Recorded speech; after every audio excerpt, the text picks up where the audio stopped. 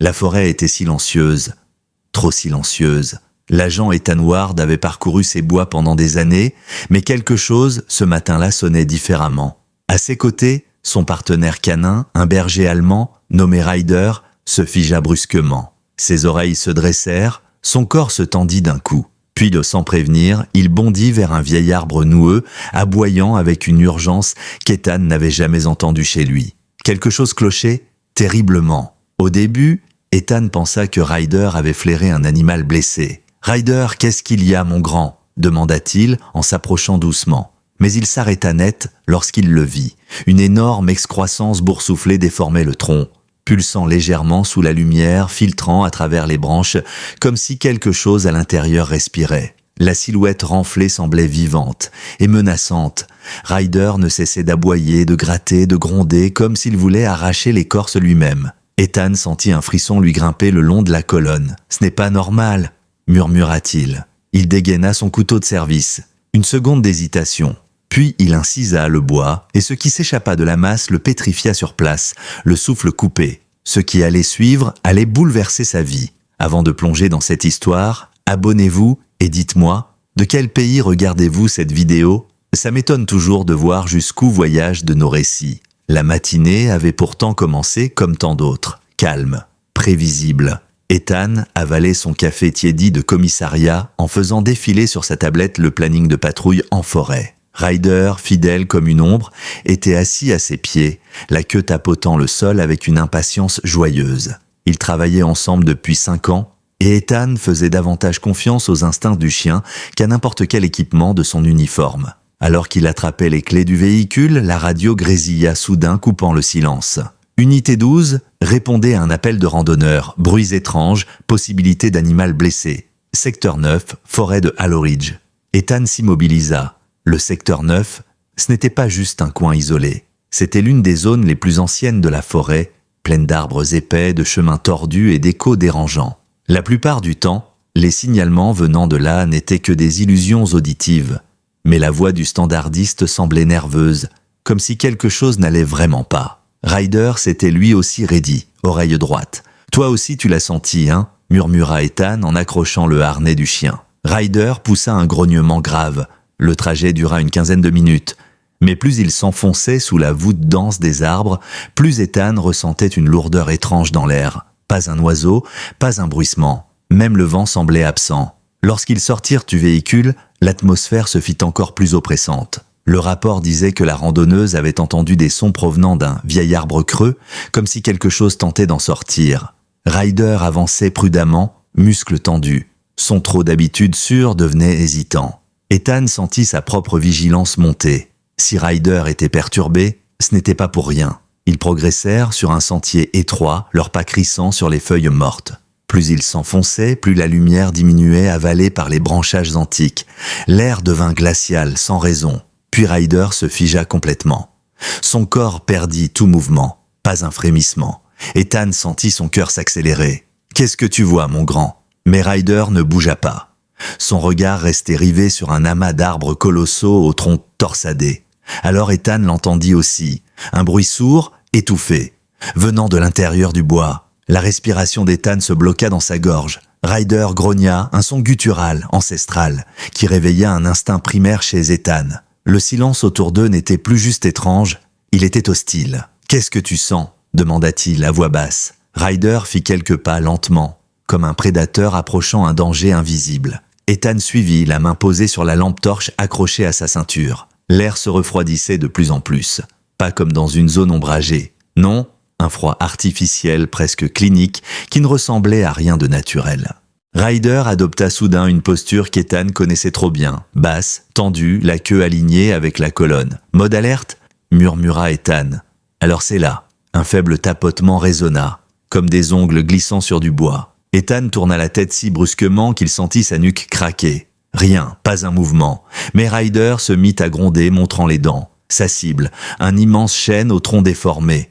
Un tronc qui semblait respirer. Ethan avança, d'abord lentement, puis fasciné, puis horrifié. L'arbre semblait avoir englouti une forme ronde, une masse enfermée dans son cœur. L'écorce était étirée, tendue comme de la peau trop serrée, brillante de sève noirâtre. Ethan sentit son estomac se nouer. Ryder tirait sur la laisse, presque frénétique.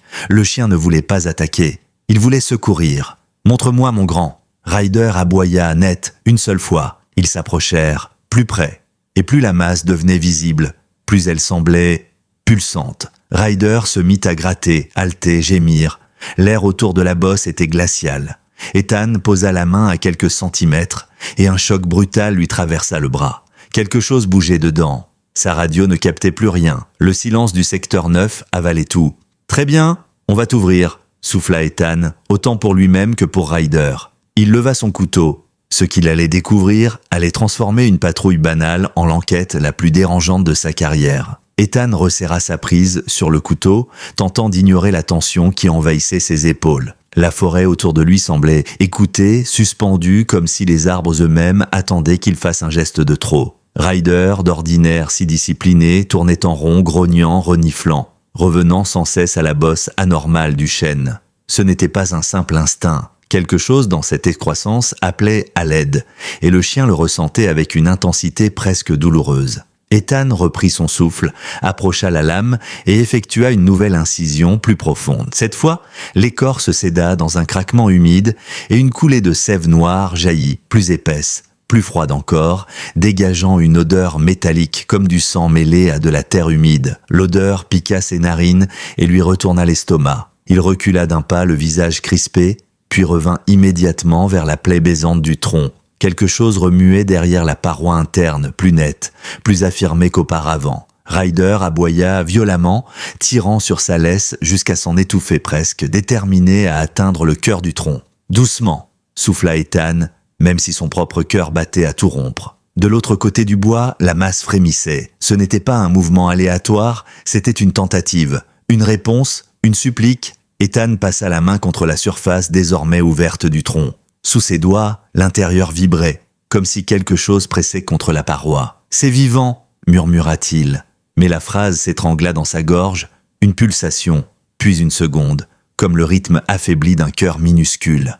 Ryder laissa échapper un gémissement bruyant, insupportable tant il trahissait la détresse du chien, et Ethan réalisa qu'il n'avait plus le choix. Il élargit la blessure dans le tronc, découpant des bandes d'écorce qui se détachaient avec peine, lourdes de résine glacée. Chaque morceau tombait au sol avec un bruit sourd. Plus l'ouverture grandissait, plus l'air devenait glacial, presque surnaturel, comme si le centre du tronc recelait une chambre frigorifique. Ryder tenta de plonger sa tête à l'intérieur, poussé par une panique animale qu'Ethan n'avait jamais vue en 5 ans de collaboration. La sève se déversa de plus en plus abondamment, ruisselant comme un flot d'huile sombre. Puis, au milieu de cette noirceur, Ethan vit enfin une forme, petite, recroquevillée, tremblante. Un frisson lui glaça le sang. Il coupa davantage, ses mains tremblant sous la pression. Il creusa, dégagea, tira, jusqu'à ce qu'un pan entier d'écorce se détache brusquement, révélant une cavité plus profonde qu'il ne l'avait imaginée. Une plainte aiguë, minuscule, résonna. Un son si faible qu'il aurait pu passer pour un couinement d'oiseau. Mais Ryder, lui, reconnut immédiatement ce cri. Il aboya, puis se mit à pleurer, comme s'il appelait la créature à tenir encore un peu. « J'arrive, répétait Ethan, les mots tremblants. Il glissa ses doigts entre les éclats de résine et de bois. Sous ses mains, il sentit du pelage glacé, collé, souillé de sève. Une patte, minusculement articulée, tremblante. Il retint un hoquet d'horreur et d'espoir mêlés. Il tira doucement, mais quelque chose résistait, comme si l'intérieur du tronc avait durci autour du corps fragile. Le petit être couina de douleur et Ethan sentit une vague de panique l'envahir. « Je sais, accroche-toi !» souffla-t-il. Il fit une nouvelle entaille, agrandissant le passage. La résine se fissura enfin. D'un geste précis, il dégagea la petite forme, la soulevant contre lui. C'était un chiot. Un minuscule chiot, à peine âgé de quelques semaines, recouvert d'une couche de sève noire qui alourdissait son corps et collait son pelage en paquet rigide. Il tremblait de tout son être. Sa respiration était rapide, hachée, presque inexistante. Ethan le rapprocha de lui, le réchauffant contre son uniforme froid. Le chiot tenta d'ouvrir les yeux, mais l'effort semblait trop grand. Ryder s'assit devant eux, le museau contre le chiot, émettant un gémissement grave et profond. Ce n'était pas un simple chien policier en service. C'était un animal bouleversé, témoin d'une souffrance qui dépassait les mots. « Ça va aller, tu es sauvé », murmura Ethan, même si lui-même n'y croyait pas encore. Puis, un détail attira son attention. À l'intérieur de la cavité, derrière l'endroit où se trouvait le chiot, l'écorce restait lisse, trop lisse, comme si l'endroit avait été creusé, sculpté intentionnellement. Ethan leva sa lampe torche. Ce qu'il vit le paralysa. Il y avait d'autres formes, plus petites, certaines simplement des carcasses figées dans la résine. D'autres, à moitié décomposées, prisonnières d'une matière qui avait séché comme une couche de verre sombre. Les traces de griffes qu'il avait prises pour des marques naturelles étaient en réalité des marques de lutte, de panique, de désespoir. Ryder recula grognant puis émit un hurlement déchirant. La terreur, l'indignation et la douleur se mêlaient dans ce cri animal. Ethan sentit ses tripes se tordre. Il détourna les yeux un instant, mais l'image restait imprimée dans sa mémoire. Quelqu'un avait fait ça. Quelqu'un avait enfermé plusieurs chiots dans cet arbre, les avait laissés mourir lentement, étouffés, prisonniers d'une cage organique. Et celui qu'il tenait dans ses bras était le seul survivant, par miracle, par hasard, ou grâce à Ryder qui avait refusé d'ignorer l'appel invisible. Ethan prit une longue inspiration. Il colla le chiot contre sa poitrine, puis jeta un dernier regard vers la cavité du tronc. Il avait vu assez d'actes de cruauté dans sa carrière, mais jamais quelque chose d'aussi froid, prémédité, silencieux, presque rituel dans sa mise en scène. Une méthode faite pour ne pas être découverte. Une tombe vivante qui se refermait avec le temps. Il se releva, déterminé. « Ryder, on bouge, maintenant !» Le chien bondit immédiatement, prêt à guider son maître hors de cette zone maudite. Ethan marcha vite, puis courut, tenant le chiot comme un trésor fragile. Chaque seconde comptait, chaque souffle du petit corps menaçait d'être le dernier. Leur course à travers la forêt n'était pas une fuite, c'était un sauvetage contre la montre, et quelque chose dans le souffle glacé du secteur 9 lui faisait comprendre qu'il n'était pas seul, que celui qui avait fait ça pourrait revenir, ou pire, observer encore. Ethan resserra son étreinte. « Je te promets, petit, tu vas vivre. » La promesse vibrait dans l'air tandis que la forêt, derrière lui, semblait refermer son silence comme un rideau. Ethan courait à perdre haleine, ses bottes frappant le sol forestier détrempé, tandis que Ryder sprintait à ses côtés, jetant des regards affolés au chiot que son maître tenait contre lui. Le vent froid giflait son visage, les arbres défilaient autour d'eux comme des ombres menaçantes.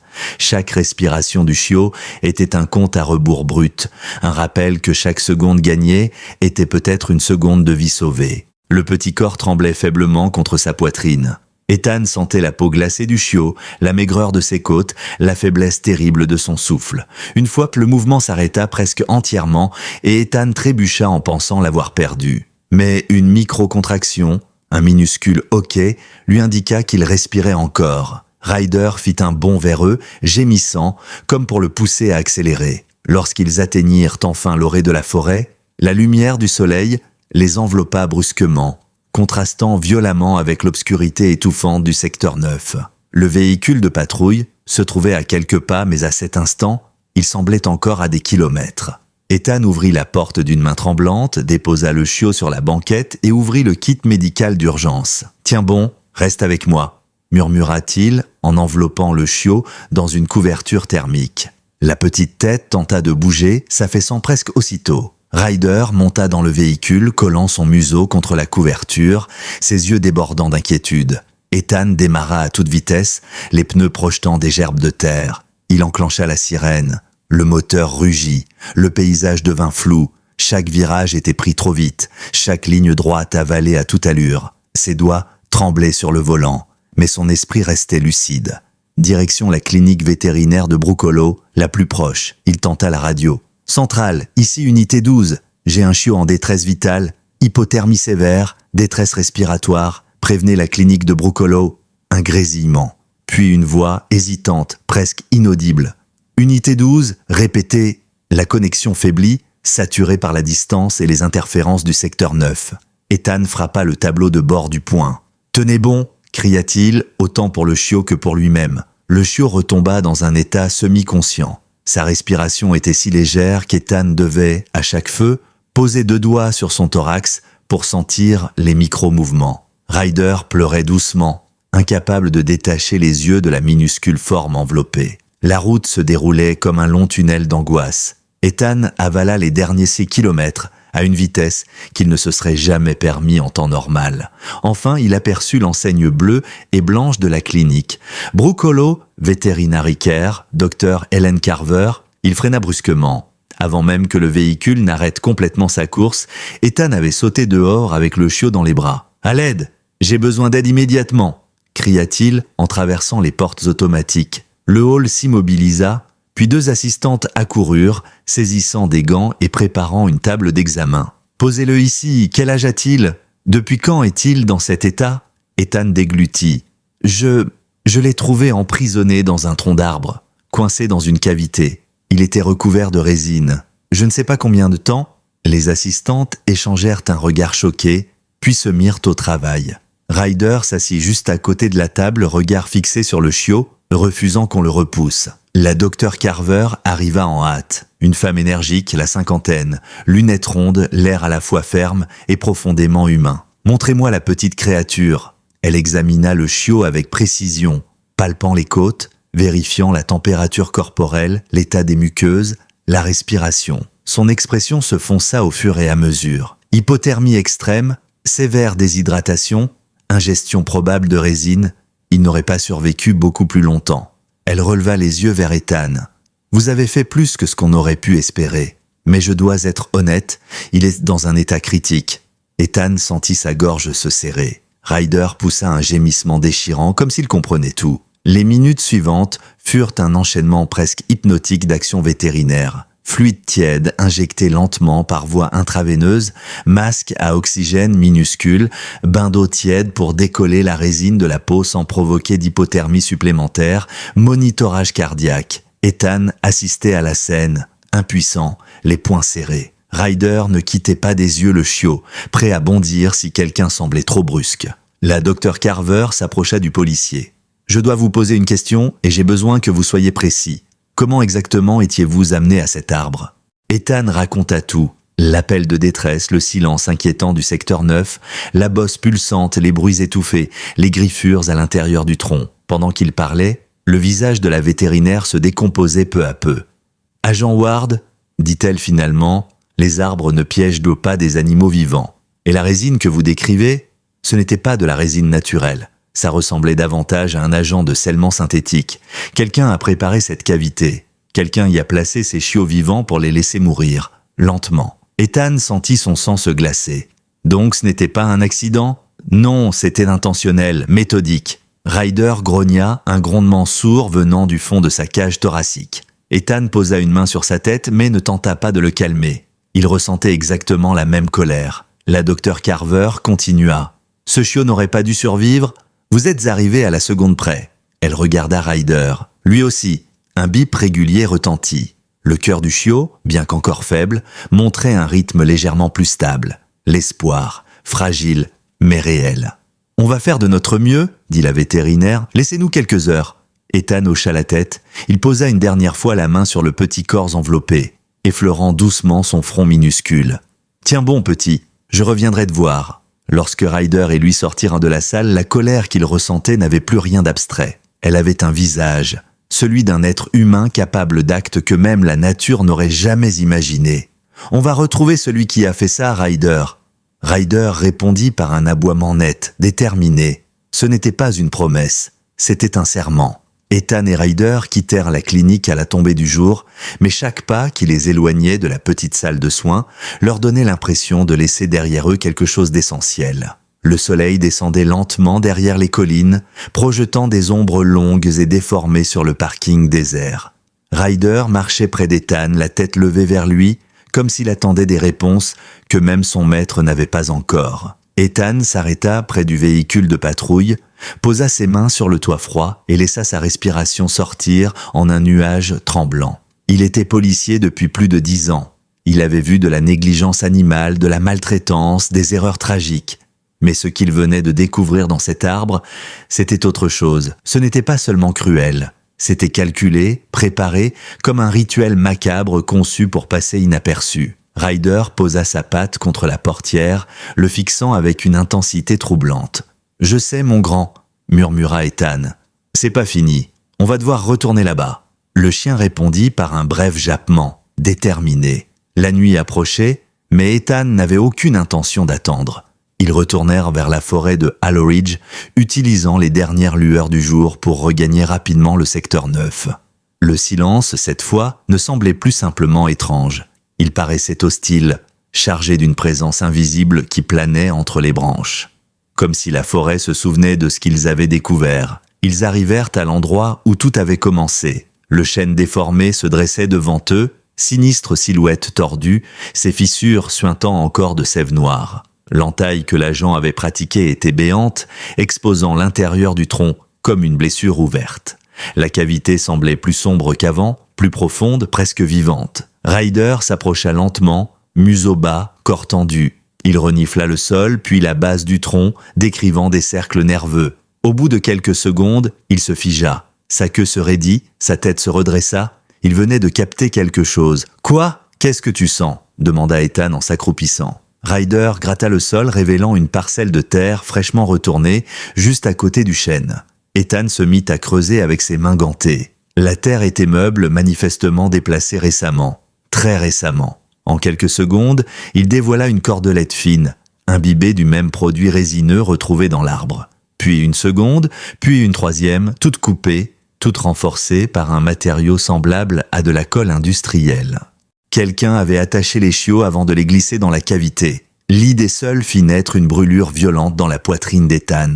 Ryder tira soudain vers la gauche, grognant faiblement. Ethan suivit sa direction du regard et vit des empreintes. Très fines, mais humaines. Elles formaient un trail irrégulier, se faufilant entre les arbres avant de disparaître dans les broussailles. Un frisson parcourut Ethan. On dirait qu'on n'est pas arrivé trop tard. Cette personne pourrait revenir ou être encore ici.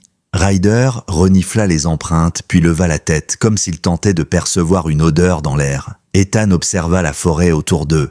À cette heure, tout aurait dû grouiller d'insectes, d'oiseaux, de petits animaux nocturnes. Mais rien ne bougeait, rien ne chantait, rien ne vivait dans ce secteur. Comme si ce lieu était contaminé par la présence qui avait commis ces actes. Il sortit son portable et tenta d'appeler la centrale. Pas de signal. Même hors du secteur 9, les interférences y persistaient, comme si quelque chose brouillait volontairement les communications. « On est seul, Ryder !» Le chien émit un grondement bas, presque imperceptible.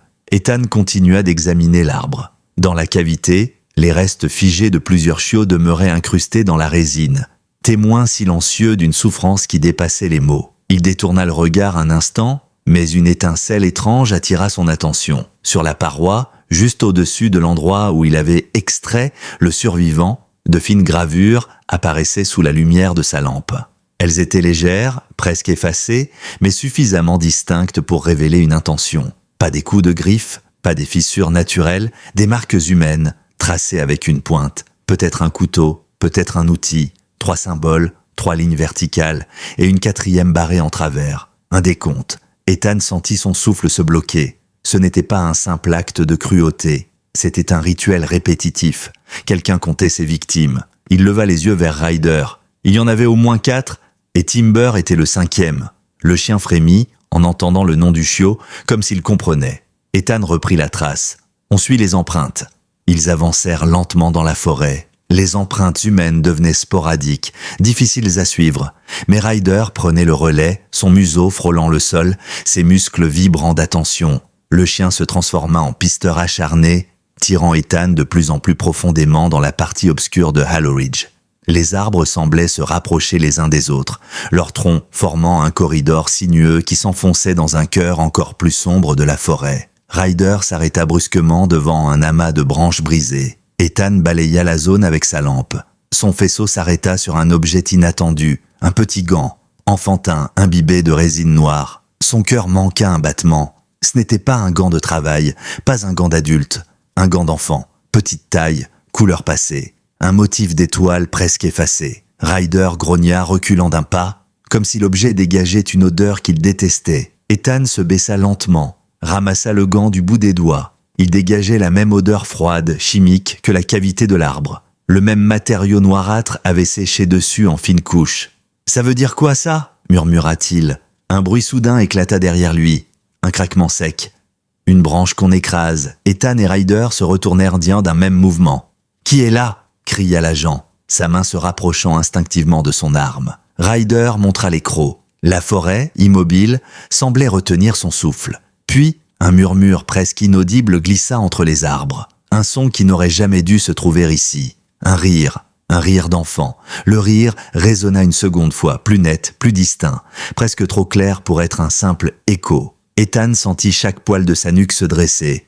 Ryder grogna si fort que ses babines frémirent, révélant ses crocs d'une blancheur agressive. Le chien, pourtant entraîné à rester calme en toute situation, se transformait ici en une créature inquiète, nerveuse, instinctive. Cela ne ressemblait pas à un danger ordinaire. « Montre-toi !» lança Ethan, la voix tendue, laissant en alerte. Mais la forêt resta immobile. Les arbres figés, les branches pendantes, tout semblait façonné par quelque chose qui refusait de se dévoiler. Le rire, cette fois, s'évanouit comme si la forêt l'avait avalé. Ryder renifla l'air, cherchant une direction, puis se tourna vers un épais amas de buissons. Son corps se tendit brusquement avant qu'il ne bondisse dans cette direction. « Ryder, attends !» Ethan se précipita derrière lui, bousculant les branches et les feuilles humides qui lui griffaient les avant-bras. Le chien s'arrêta net. Devant lui, sur le sol, une empreinte parfaitement ronde, une empreinte minuscule, une chaussure d'enfant. Ethan s'accroupit, balaya les alentours avec sa lampe torche.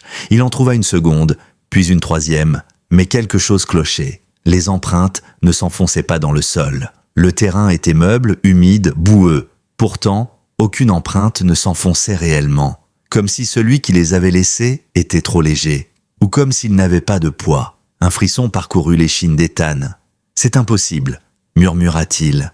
Ryder se tourna brusquement vers la gauche, grognant. Ethan dirigea sa lampe dans cette direction. À quelques mètres, un petit morceau de tissu pendait à une branche. Il s'approcha lentement, sans brusquerie, chaque pas mesuré, sa respiration plus lourde que d'habitude. Le tissu était un bout de vêtement, une manche minuscule, de couleur bleu fané, comme le gant d'enfant trouvé plus tôt. Ryder gémit, reniflant l'air avec agitation. Ethan observa attentivement la branche. La fibre déchirée semblait avoir été arrachée, pas simplement accrochée. Quelqu'un ou quelque chose était passé par ici récemment. Plus il avançait dans ce secteur de la forêt, plus l'atmosphère devenait lourde, presque oppressante, comme si les arbres eux-mêmes refermaient leurs troncs pour lui barrer le passage. Cela ne ressemblait plus à un lieu naturel. C'était un décor contrôlé, orchestré, façonné par quelqu'un qui connaissait parfaitement les lieux. Ethan sentit soudain la colère remplacer la peur. Quelqu'un jouait avec eux. La découverte du gant, les empreintes, le rire, tout était trop bien placé, trop précis, comme un piège destiné à les attirer plus loin. On rentre, Ryder, on a assez vu pour ce soir. On sécurise le périmètre demain avec du renfort. Ryder hésita un instant, grogna encore, puis obéit. Ils sortirent de la zone avec précaution. Les arbres ne semblaient pas vouloir les laisser partir, comme si un poids invisible alourdissait l'air autour d'eux. Chaque pas était difficile, chaque souffle plus froid. Une fois dans la voiture, Ethan inspira profondément, essayant de retrouver ses repères. Ryder, lui, restait tourné vers la forêt, le regard fixé sur un point invisible, comme s'il attendait que quelque chose surgisse entre les arbres. Ethan démarra le moteur, s'éloigna rapidement, mais plus la distance augmentait, plus une sensation montait en lui. Il n'en avait pas fini avec cette forêt, pas même de près. La nuit passa lentement, comme si le monde avait décidé de ralentir sa rotation. Dans son appartement, Ethan ne parvenait pas à trouver le sommeil. Chaque fois qu'il fermait les yeux, il revoyait la cavité de l'arbre, la résine noire, les petits corps figés, la minuscule respiration du chiot qu'il avait sauvé de justesse. Et ce rire qui n'avait rien d'humain. Finalement, il se leva avant l'aube, se prépara en silence et fila à la clinique. Ryder était déjà éveillé dès qu'il entendit les clés. Ils arrivèrent à Brook Hollow Veterinary Care quelques minutes après l'ouverture. La docteure Carver les accueillit avec un sourire fatigué. « Vous tombez bien, le petit… » Elle prit une inspiration. « Il s'en sort mieux que prévu. Il est stable, très faible, mais stable. » Le soulagement submergea Ethan si brutalement qu'il dut s'appuyer au comptoir. Ryder poussa un cri joyeux et tira sur la laisse pour entrer plus vite dans la salle de soins. Timber, le chiot que le destin avait refusé d'abandonner, était couché dans un petit nid de couverture relié à un masque à oxygène miniature. Ses yeux, encore mi-clos, s'ouvrirent légèrement lorsque Ryder s'approcha. Le chiot émit un minuscule son, presque imperceptible. À peine un souffle. Ryder posa doucement sa tête contre la table et poussa un grognement tendre, presque paternel. Le vétérinaire sourit. « Je crois qu'il vous a adopté ?» Ethan caressa le front du chiot du bout des doigts. On va s'occuper de toi, petit, je te le promets. Mais la docteur Carver se racla la gorge. Agent Ward, il y a quelque chose que vous devriez voir. Elle prit un dossier et lui montra une photographie prise la veille durant le nettoyage du chiot. Sur la peau, sous la résine, près de l'épaule, il y avait un petit cercle. Marqué, pas naturel. Un symbole. Ethan fronça les sourcils. On dirait... Oui, répondit-elle. Une marque, comme un tatouage brûlé ou imprimé. Quelqu'un l'a apposé avant de l'enfermer dans l'arbre. Ryder redressa la tête comme s'il avait compris la gravité du moment. Ce symbole, poursuivit la vétérinaire, je ne l'ai jamais vu, mais il ressemble à un marquage identitaire, une signature. Ethan observa attentivement le cercle noir. Au centre, 3 lignes verticales. À droite, un trait coupé, exactement comme le décompte gravé dans l'arbre. C'est la même personne, murmura-t-il. Celle qui a marqué l'arbre, celle qui a laissé les empreintes, celle qui rit dans les bois. Il sentit quelque chose se durcir dans son regard. Et maintenant, elle a laissé sa signature sur un être vivant. Ryder grogna, un bruit profond, sombre. Ethan se redressa. « Docteur, prenez soin de Timber, je suis loin d'en avoir fini avec cette histoire. » La vétérinaire acquiesça. « Faites attention, agent Ward.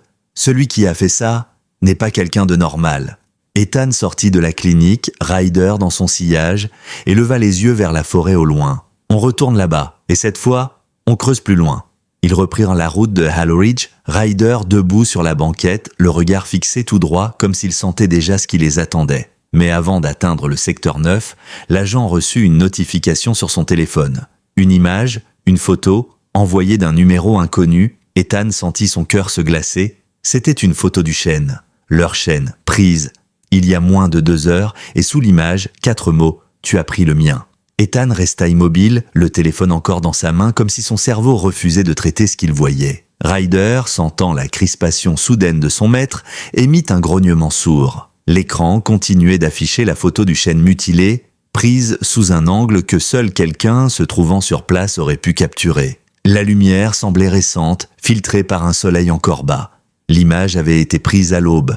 Le message sous la photo, 4 mots simples mais terrifiants, « Tu as pris le mien », se répercutait dans l'esprit d'Ethan comme un coup de marteau. Il serra le téléphone à s'en blanchir les jointures. Quelqu'un était là ? Pendant qu'on était à la clinique, Ryder aboya nerveux promenant son regard de la route à l'appareil, inquiet de voir son maître figé. Ethan inspira profondément. « D'accord, on ne joue plus. » Il rangea son téléphone, démarra le véhicule de patrouille et prit la direction de Hollow Ridge. La route lui semblait différente cette fois, presque étrangère. Le paysage défilait, mais son esprit restait fixé sur les implications du message. Cette personne les observait. Cette personne connaissait ses déplacements. Cette personne savait exactement où il était et où le chiot se trouvait. Et surtout, elle voulait le récupérer. L'entrée de la forêt se dessina dans le pare-brise, sombre, majestueuse, étouffante. Ryder se redressa, le regard fixé droit devant, les oreilles droites, chaque muscle prêt à se tendre au moindre signal. Ethan arrêta le véhicule quelques mètres avant l'entrée du sentier. Cette fois, il n'entrait pas comme un policier répondant à un appel. Il entrait comme un homme traqué qui décidait de devenir le chasseur. « On y retourne, mon grand. Et cette fois, on garde les yeux ouverts. » Ryder jappa une seule fois tout bref, mais déterminé. Ils pénétrèrent dans le secteur 9. L'air changea aussitôt, comme si une frontière invisible les séparait du reste du monde. Le silence n'était pas un silence naturel. C'était une absence totale de vie, une absence construite. Ils avancèrent de là prudemment, Ethan scrutant chaque recoin, Ryder flairant le sol en cercle serré, comme s'il cherchait une odeur précise, une signature invisible. Lorsqu'ils atteignirent le chêne, Ethan sentit son cœur s'accélérer. Le tronc semblait encore plus sinistre que la veille. L'ouverture béante qu'il avait créée ressemblait maintenant à une gueule figée dans un hurlement silencieux. La résine noire avait séché par endroits, formant des croûtes qui pendaient comme des lambeaux brûlés. Mais quelque chose avait changé. « Ryder, recule !» Le chien grogna en voyant ce qu'Ethan avait remarqué. Au pied du chêne, on avait déposé quelque chose, une boîte en métal, petite, carrée, fermée par un loquet simple. Mais ce qui glaçait le sang d'Ethan n'était pas la boîte elle-même. C'était le fait qu'elle reposait exactement sur l'endroit où Ryder avait creusé la veille. Quelqu'un était revenu, quelqu'un avait vu leur geste, quelqu'un avait décidé de leur répondre. Ethan s'accroupit. « Attends, pas un pas de plus !» Ryder restait sur place, mais son corps tremblait d'un mélange de peur, de colère et d'attention extrême. Ethan observa la boîte sans la toucher. Aucune ficelle, aucun fil, aucun mécanisme apparent. Pas une bombe, pas un piège mécanique, plutôt un cadeau, un message. Il attrapa un bâton au sol, repoussa doucement le loquet. La boîte s'ouvrit dans un grincement léger. À l'intérieur se trouvait une petite peluche.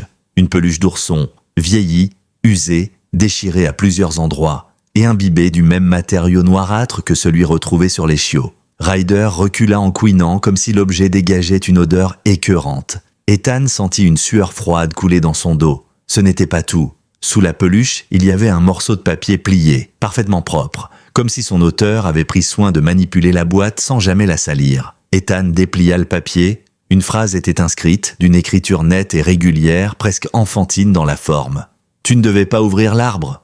Un courant glacé parcourut Ethan. Quelqu'un considérait ce chêne comme un sanctuaire, un coffre, une prison, peut-être même un hôtel. Ryder aboya soudain, tirant Ethan de ses pensées. Le chien regardait vers la droite, oreilles dressées, muscles rigidifiés. Ethan pointa sa lampe. Des empreintes, mais cette fois, pas des empreintes d'enfants. Des pas d'adultes, de grandes empreintes enfoncées profondément dans la terre humide.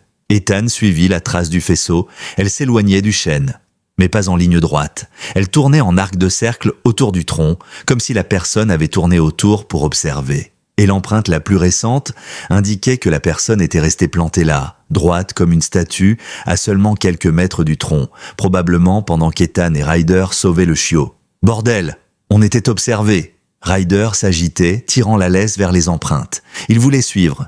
Ethan inspira profondément. « Ok, vas-y, montre-moi. » Ryder se lança, déterminé, et Ethan le suivit à travers les broussailles. Les empreintes devenaient plus claires, plus marquées. La personne marchait vite, très vite. Puis soudain, à quelques mètres, la trace s'arrêta. Nette, plus de pas, plus de direction.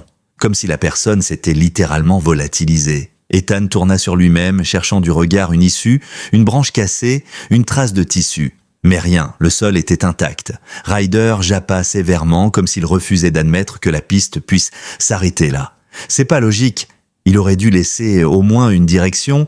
Un souffle de vent traversa subitement les arbres, pour la première fois de la journée. Et avec ce vent, un murmure, presque une voix, comme un souffle articulé entre deux branches. Ethan se figea, Ryder aussi. Le murmure devint un chuchotement léger, difficile à comprendre, comme un mot dit trop vite, puis deux, puis trois. Ethan tendit l'oreille, et ce qu'il comprit fit accélérer son cœur. « Ramène-le !»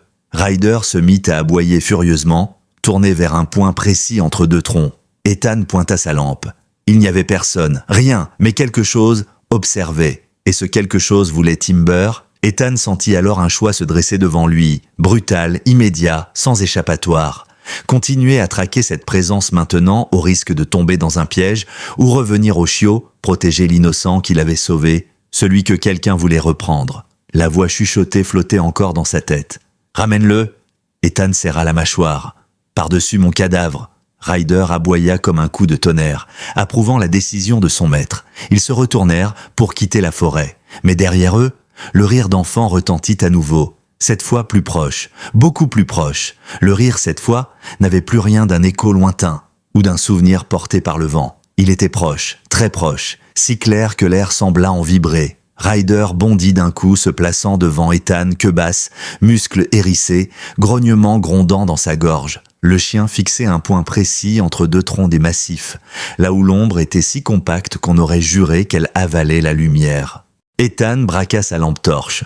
Le faisceau fendit l'obscurité, révélant des feuilles, des branches, de la brume suspendue, mais aucune présence. Pourtant, la sensation qu'on les observait persistait, oppressante, presque tangible. Ryder aboya furieusement, comme s'il apercevait quelque chose au-delà du visible, quelque chose qu'Ethan lui-même ne pouvait pas distinguer. « Montre-toi !» hurla-t-il, sa voix se perdant dans les profondeurs de Hollow Ridge. Un silence glacial suivit, puis une seconde voix se mêla au bruissement des branches. Une voix plus grave cette fois, féminine, murmurée, presque chantée. « Tu ne devais pas le sortir de là ?»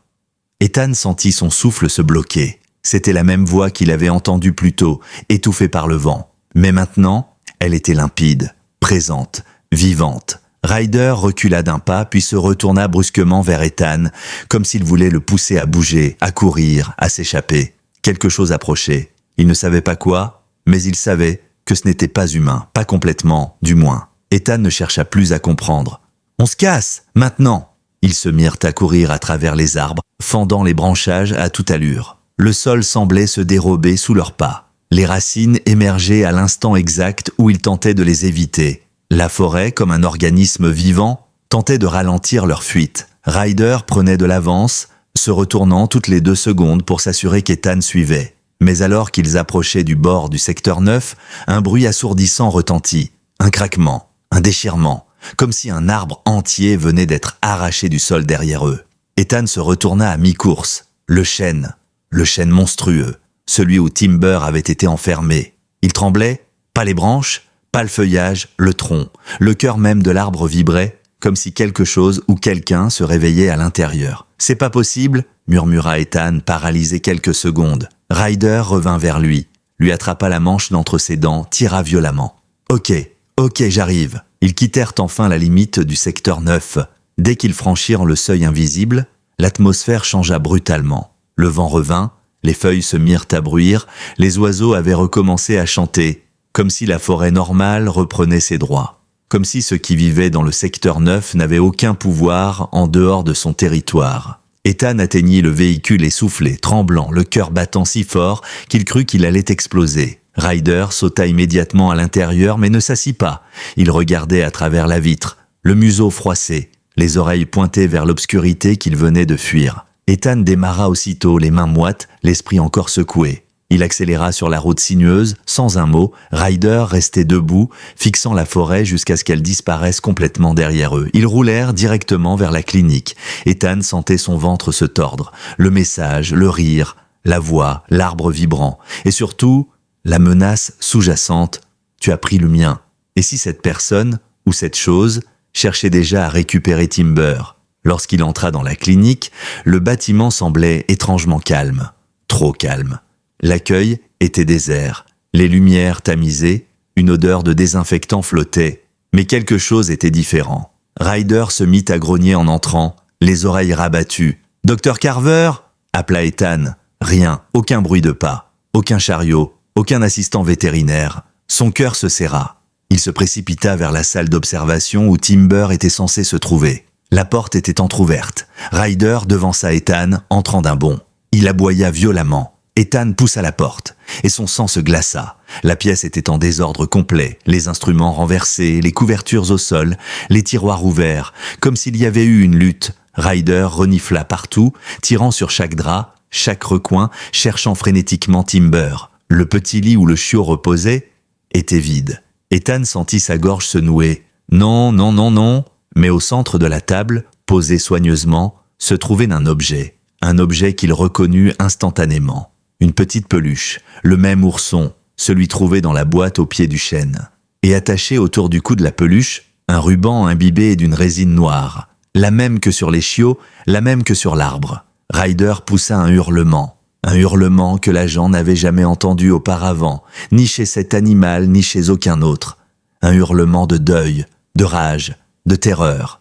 Ethan attrapa la peluche, la retourna et vit un mot écrit au marqueur sur l'étiquette. Un seul mot. Reviens. Son souffle se bloqua. Timber avait été pris, arraché à la sécurité de la clinique, par la même entité qui hantait la forêt. Ethan sentit une flamme brûler dans sa poitrine, une colère froide, pure, indomptable. « Tu veux que je revienne ?» murmura-t-il d'une voix tremblante. « Très bien, je vais revenir. » Ryder se tenait devant lui. Crocs sortit, regard déterminé. Ethan ramassa la laisse. Mais cette fois, il savait qu'il ne se contenterait pas de chercher. Il allait ramener Timber et affronter ce qui se cachait dans Hollow Ridge. Quoi que ce soit. Ethan sortit de la clinique comme un homme dont le sol venait de se dérober sous les pieds. Le froid du soir mordait son visage, mais il ne le sentait pas. Il ne sentait plus rien, à part l'absence écrasante du petit corps qu'il avait tenu contre lui.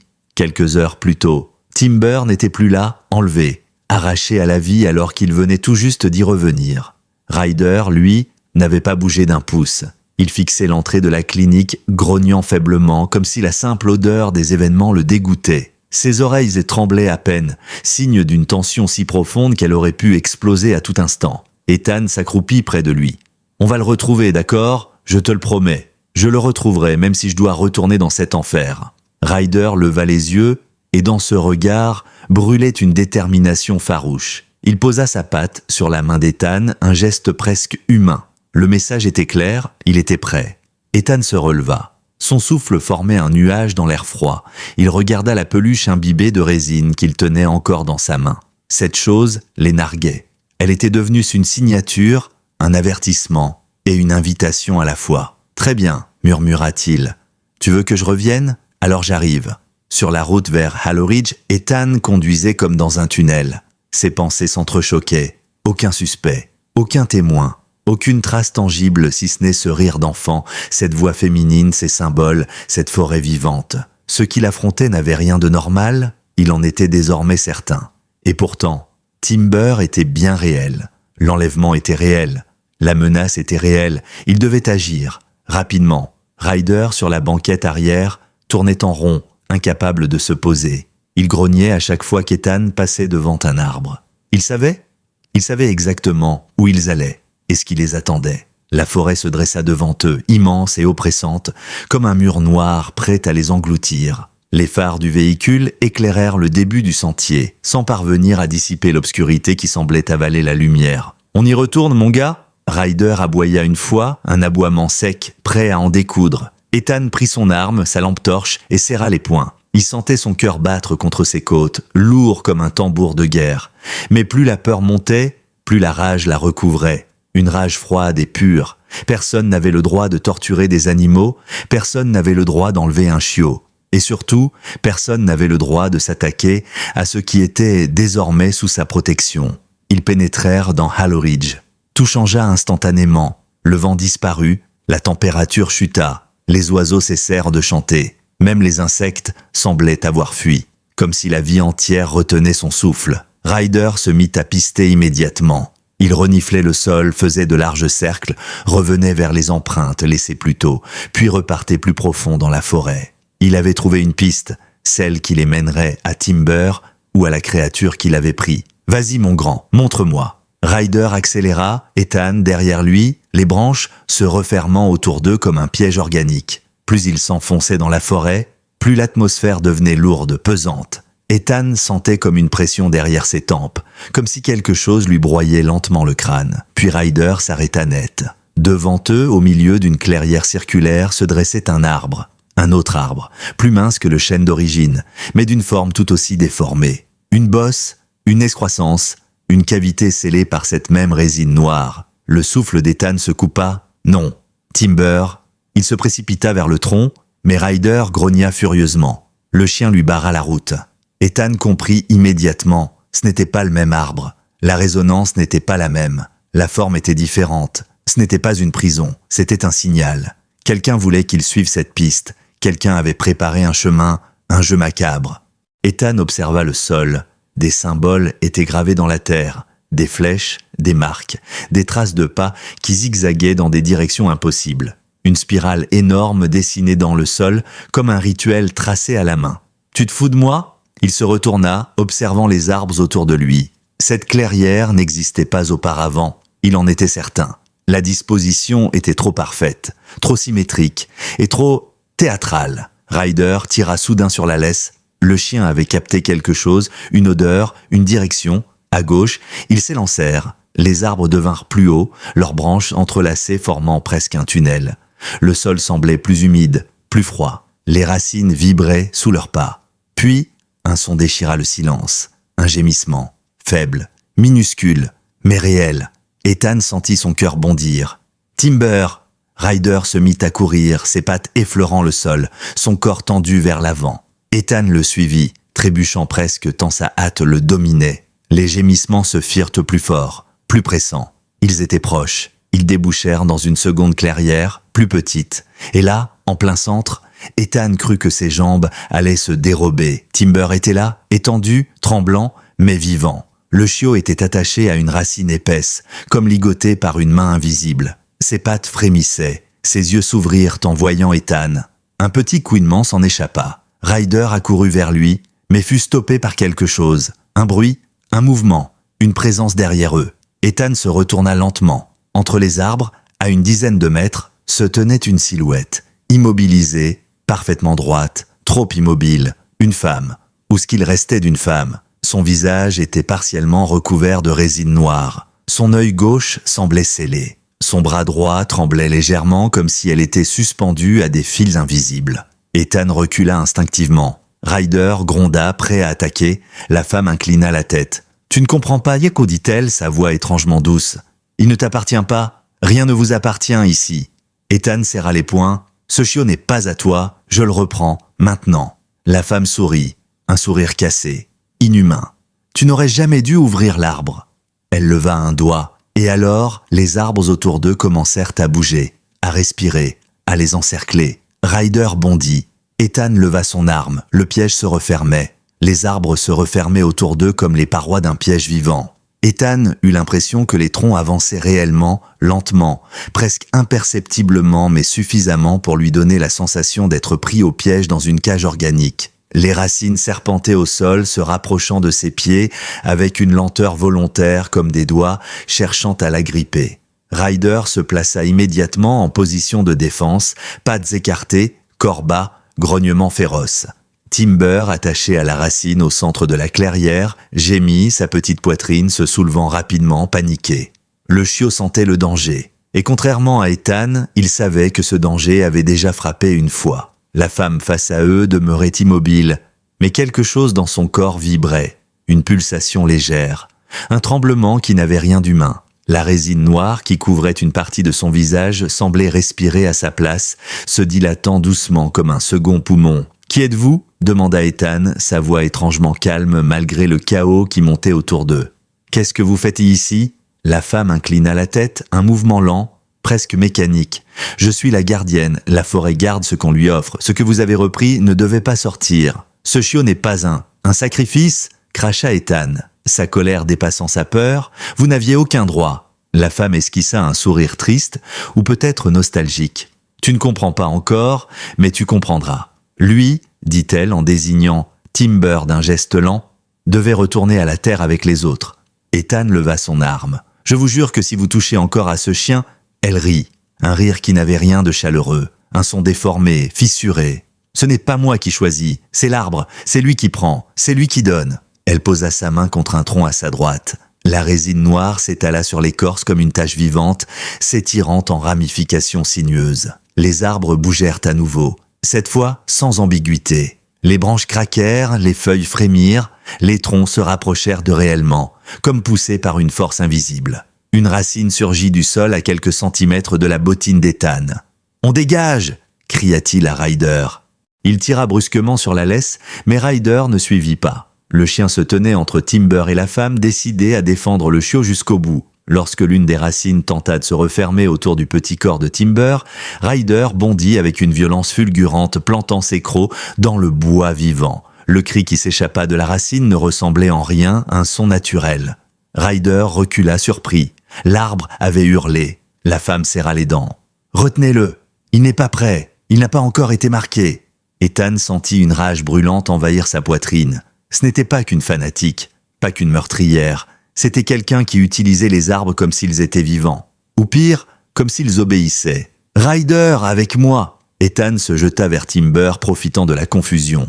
Il trancha la racine qui liait le chiot avec son couteau. La résine éclaboussa son visage, glacé comme de la glace carbonique. Timber poussa un couinement aigu qui lui brisa le cœur. Ethan le récupéra contre lui, mais aussitôt les arbres grondèrent comme un cœur de bête furieuse. La femme leva la main et la résine noire à son bras sembla s'animer. Elle fit un pas vers eux, sa démarche étrangement désarticulée, comme si ses os n'étaient plus alignés correctement. Ryder bondit immédiatement pour intercepter, grognant de toutes ses forces. « Laisse-le revenir » murmura-t-elle en approchant. « Il ne vous appartient pas. Il appartient à la terre. »« Pas question » hurla Ethan en serrant Timber contre son torse. « Il vient avec nous. » Il fit un pas en arrière. La terre se souleva. Il se rattrapa de justesse. Une racine avait tenté de lui saisir la cheville. « Ryder, bouge !» Le chien bondit vers Ethan au moment où un tronc basculait sur lui comme une porte vivante. Ethan roula au sol, Timber dans ses bras, tandis que Ryder glissait sous la masse végétale juste à temps. Le tronc heurta le sol avec un bruit sourd. La femme perdit son sourire. Tu vas le tuer. Si tu continues. Ethan se redressa, le souffle court. Mieux vaut mourir en essayant de le sauver que de te le laisser. Ryder grogna.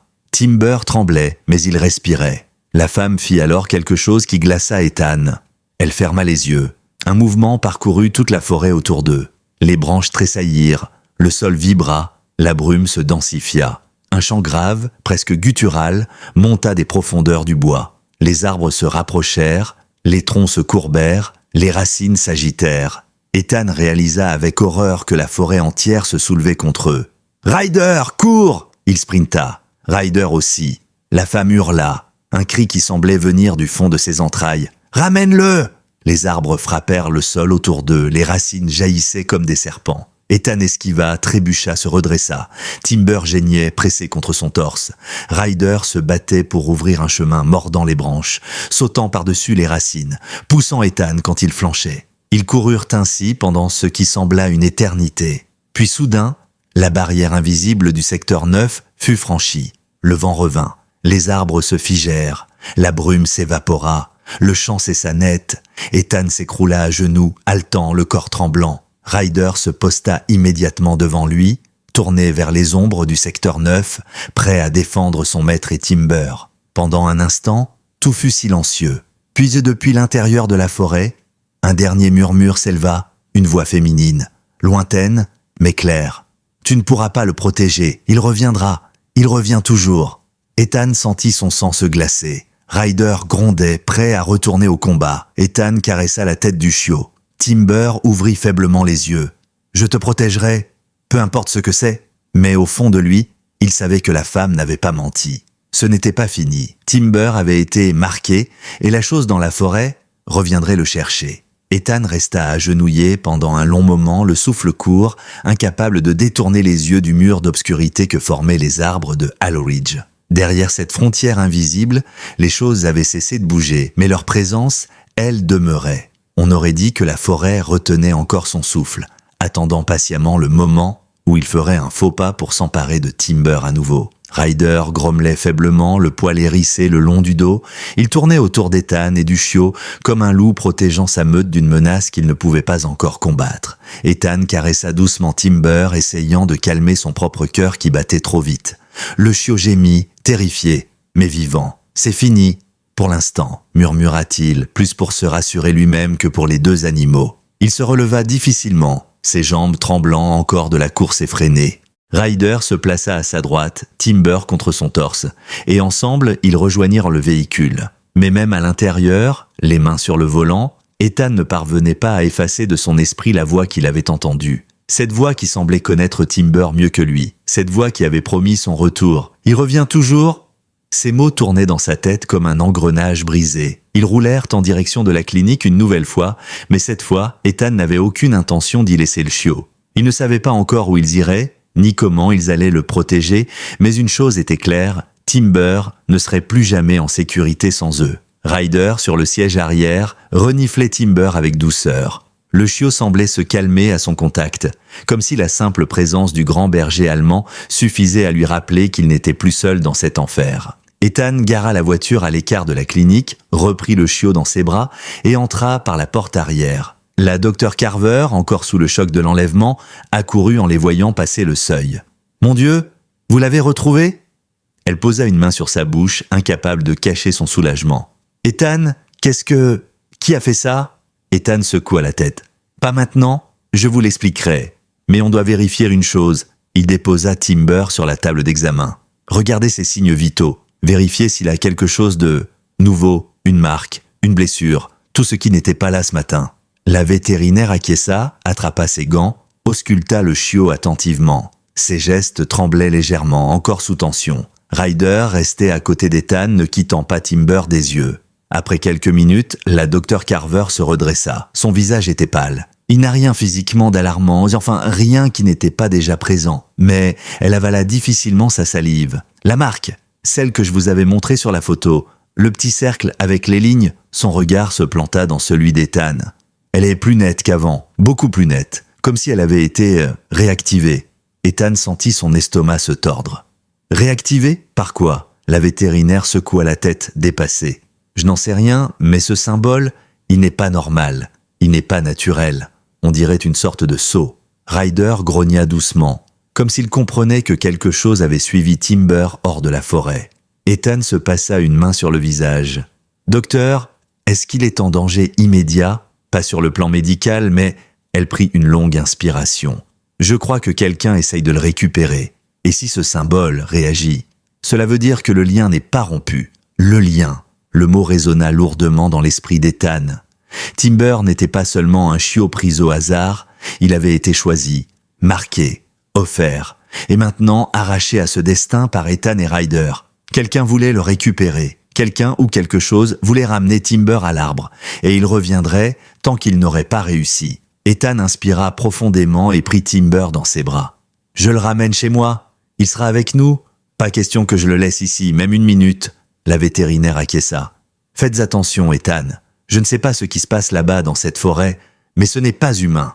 Et ce n'est pas terminé. » La nuit était totale lorsqu'ils quittèrent la clinique. Les rues étaient silencieuses, désertes, comme si la ville entière dormait sous une couverture trop lourde. Ethan conduisit en direction de chez lui, Ryder sur le siège avant et Timber contre son torse. Le chiot dormait, faible mais paisible, comme si la présence d'Ethan et de Ryder l'enveloppait d'une chaleur protectrice. Il gara la voiture, entra dans son appartement et verrouilla immédiatement toutes les portes, fenêtres et même le loquet de sécurité qu'il n'avait jamais utilisé. Ryder inspecta chaque pièce, museau au sol, oreilles dressées, le corps vibrant d'un instinct de protection primal. Ethan installa Timber dans un panier improvisé près de son lit. Le chiot gémit doucement, puis se roula en boule contre la couverture. Ryder s'allongea juste à côté, formant une barrière vivante.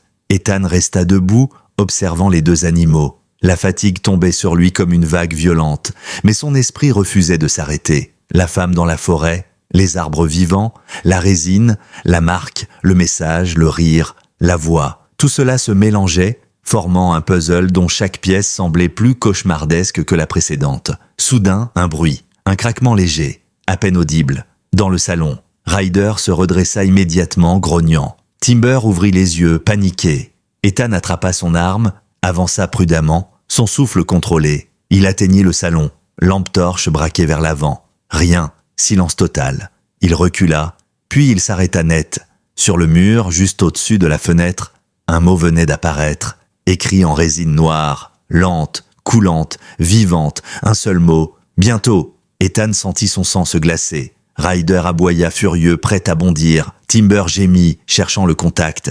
Ethan serra son arme, son cœur, ses dents. « S'il faut que je brûle toute la forêt, » murmura-t-il, la voix tremblante mais déterminée. « Je le ferai. Mais tu ne le reprendras pas. Jamais. » Derrière la fenêtre, la nuit paraissait se contracter comme une respiration. La forêt les observait, et elle allait revenir.